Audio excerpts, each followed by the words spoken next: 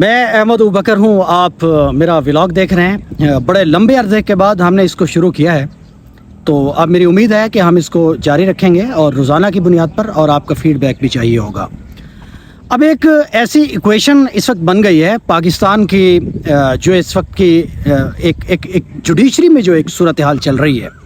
اس کو لے کر ہم نے انالائز کرنا ہے کہ پاکستان کی جو اسٹیبلشمنٹ ہے اس سے ایسا کیا ہوا ہے کہ سچویشن اب ٹریگر کر رہی ہے. جب پاکستان کی جو اعلیٰ ترین عدالتیں ہیں اور ان میں بیٹھے ہوئے جج ہیں, وہ اور پاکستان کی طاقتور اسٹیبلشمنٹ جب گلوز ان ہینڈز تھے, جب مل کے کام کر رہے تھے اور پاکستان کے سیاسی نظام کو چلا رہے تھے, تو اس کے درمیان میں ایسا کیا ہوا ہے کہ یہ جو اپریس کرنے کی ایکویشن تھی وہ آگے چل کیوں نہیں سکی, جو فروری 2024 کے الیکشن تک ہوئی ہے. اس کا ہم نے جائزہ لینا ہے.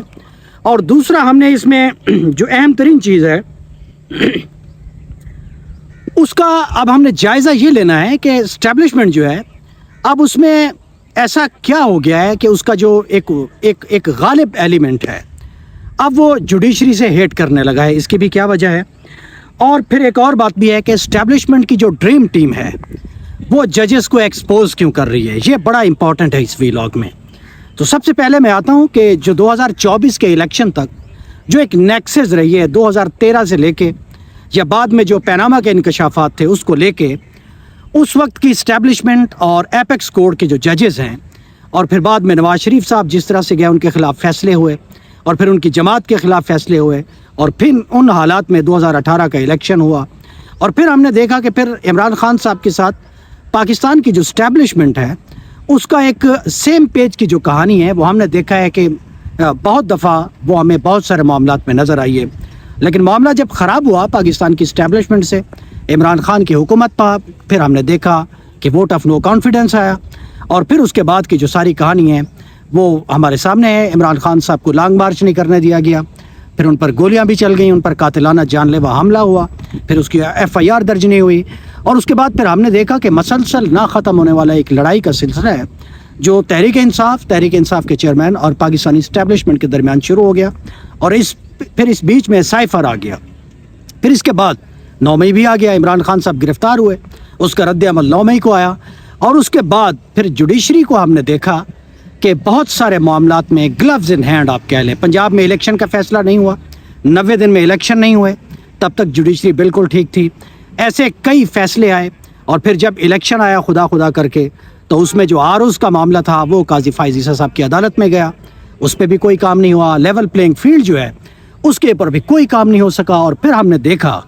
کہ جو پلے کا انتخابی نشان ہے وہ چھینا گیا, اور وہ سپریم کورٹ نے اس فیصلے کو اپ ہیلڈ کیا, پھر اس کا ڈیفینس بھی لیا, اور پھر ہم نے ایسے کئی معاملات دیکھے. پھر عمران خان صاحب کو ہم نے دیکھا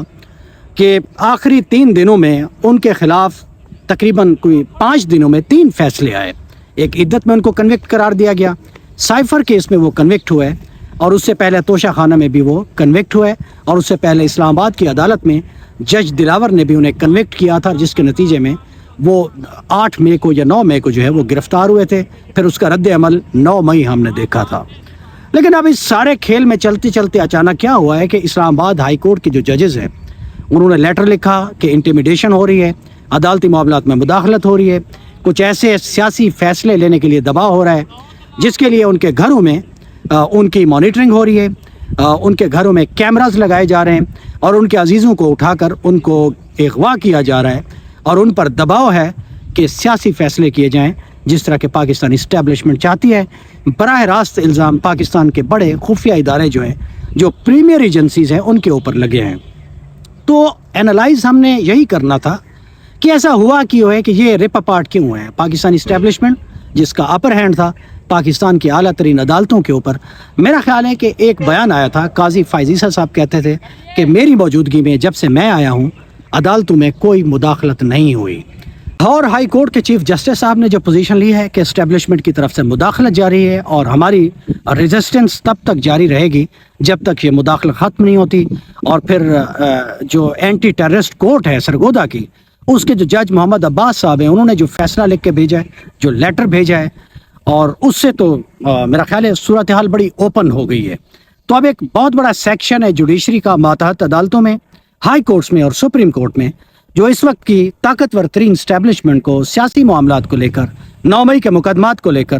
اور سیاسی آزادیوں کو لے کر ریزسٹ کر رہا ہے، اور اس کے نتائج ہمیں بہت سارے معاملات میں نظر آ رہے ہیں۔ اور پھر ہم نے دیکھا ہے کہ اسلام آباد ہائی کورٹ میں وہ چیف جسٹس صاحب جن کے اوپر دباؤ تھا عامر فاروق صاحب کے اوپر کہ وہ اسٹیبلشمنٹ کے ساتھ بہت حد تک گلوز ان ہینڈ ہے مبینہ طور پر، یہ ایک نیریٹو تھا پی ٹی آئی کا، لیکن ہم نے دیکھا کہ سائفر کا کیس جو ہے وہ ان کی عدالت میں کالعدم ہوا، ختم ہو گیا بلکہ، اور سزا بھی ختم ہو گئی۔ تو یہ ایک سارا معاملہ ہے، آج کے ولاگ میں ہم اس کو ہی دیکھ رہے تھے۔ تو بات یہ ہے کہ یہ جو اس طرح کے ججز ہیں ان سے اسٹیبلشمنٹ اب ہیٹ کیوں کر رہی ہے، اب یہ معاملہ نفرت میں کیوں بدل رہا ہے؟ اب ہم نے دیکھا ہے کہ اس سے پہلے جسٹس اعجاز الحسن صاحب تھے، پھر جسٹس مظاہری صاحب تھے، ان کو بھی ریزائن دے کے گھر جانا پڑا۔ اب عطر من اللہ صاحب کے خلاف ایک کمپین چل رہی ہے، ماتحت جو ایک بڑی عدالت ہے ہائی کورٹ کی آپ کہہ لیں، اس میں جسٹس بابر ستار اور جسٹس کیانی صاحب جو ہیں، ان محسن اختر کیانی صاحب، ان کے خلاف ایک کمپین چل رہی ہے، اور جسٹس جہانگیری صاحب کا نام بھی آیا چاہتا ہے، اور سب سے بڑھ کر لاہور ہائی کورٹ کے جو جج ہیں، جو چیف جسٹس ہیں ابھی جو سپریم کورٹ جا رہے ہیں، ملک شہزاد صاحب، ان کے خلاف بھی ایک کمپین چل رہی ہے، خصوصاً ان کی صاحبزادی کو لے کر کہ انہوں نے کوئی ایکسیڈنٹ کیا تھا مبینہ طور پر جس میں 2 قتل ہوئے یا 1 قتل ہوا، اور پھر جس طرح سے اس رجسٹرار لاہور ہائی کورٹ نے جو مقتولین ہیں یا جو استغاثہ ہیں یا جو مدعی ہے اس کو دبا کر کس طرح سے اس معاملے کو ختم کرایا، اور اس کے اوپر بھی اب ایک سپریم جوڈیشل کونسل میں درخواست چلی گئی ہے۔ تو میرا خیال ہے کہ جو سیاسی معاملات کو لے کر پوزیشن لے لی ہے اسلام آباد ہائی کورٹ کے ججز نے، کچھ سپریم کورٹ کے ججز نے، ماتحت عدالت کے ججز نے، مجھے لگتا ہے کہ یہ ایک ریلیشن شپ تھا محبت بھرا سو کالڈ اسٹیبلشمنٹ کے ساتھ ججز کا۔ ہمیشہ سے ججز طاقتوروں کے جس طرح سے ہاتھ کی چھڑی اور جیب کی گھڑی جو ہے وہ بنے آتے تھے، مجھے لگتا ہے کہ یہ معاملہ اب رہا نہیں ہے۔ تو پھر اسٹیبلشمنٹ کے جو پسندیدہ جو کمپینرز ہیں، جنہیں پی ٹی وی کے آپ کہا جاتا ہے کہ لاہور سیکشن کے جو کچھ تجزیہ نگار ہیں، اب انہوں نے کمپین شروع کر دی ہے۔ تو یہ دیکھتے ہیں کہ یہ جو کمپین ہے ججز کو انٹیمیڈیٹ کرنے والی، توہین عدالت کی حد تک لے کر جانے والی، اور پھر ان ججز کا جو پرسنل ڈیٹا ہے، جیسے chief justice Lahore high court جو ہے شہزاد ملک صاحب، ان کی بیٹی کا جس طرح سے آئی ڈی کارڈ باہر لیک ہوا ہے، حالانکہ نادرا کے اس وقت چیف ہیں وہ لیفٹیننٹ جنرل ہیں اور ان کی موجودگی میں ایسا ہوا ہے، لیکن میں دیکھ رہا ہوں کہ کسی کو کوئی پرواہ نہیں ہے۔ لیکن جنرل باجوہ صاحب کے معاملات ایف بی آر سے نکلے تھے، اور پھر کچھ حاضر سروس لوگوں کے بھی کچھ معاملات نادرا سے لیک ہوئے تھے، تو پھر یہ تبدیلیاں آئی تھی، اور نادرا جو ہے اس کا ہیڈ ایک سٹنگ جو ہے حاضر سروس لیفٹیننٹ جنرل کو بنا دیا گیا تھا۔ لیکن یہ سب کچھ فوج کے اعلیٰ ترین افسر جو ہیں، جو سابقہ ہیں یا جو موجودہ ہیں، ان کے خلاف ہو تو یہ قابل برداشت نہیں ہے، لیکن ججز کے خلاف ایسی کمپین چلائی جائے تو میرا خیال ہے یہ پھر پورے نظام کو اور پورے ملک کو یہ سب کو ڈائجسٹ ہو جاتا ہے۔ تو یہ پاکستان کے حالات ہیں، بڑا کرٹیکل جنکچر ہے اس وقت۔ جو ایک خاص طرح کی آپ کہہ لیں گلوز ان ہینڈ جو پوزیشن تھی پاکستان کے طاقتور لوگوں سے پاکستان کی اعلیٰ عدالتوں کی، وہ ختم ہو گئی ہے۔ لگتا ہے ججز کی بس ہو گئی ہے کہ سسٹم جس حد تک مداخلت کر رہا ہے فیصلوں میں، عدالتی کارروائیوں میں، اور اوورآل جو عدالت کا ایک اپنا جو ایک آپ کہہ لیں کہ عدالت کا ایک اپنا نظام ہوتا ہے، انتظامی بھی اور جوڈیشری کا بھی، مجھے لگتا ہے کہ اس میں بہت حد تک ججز میں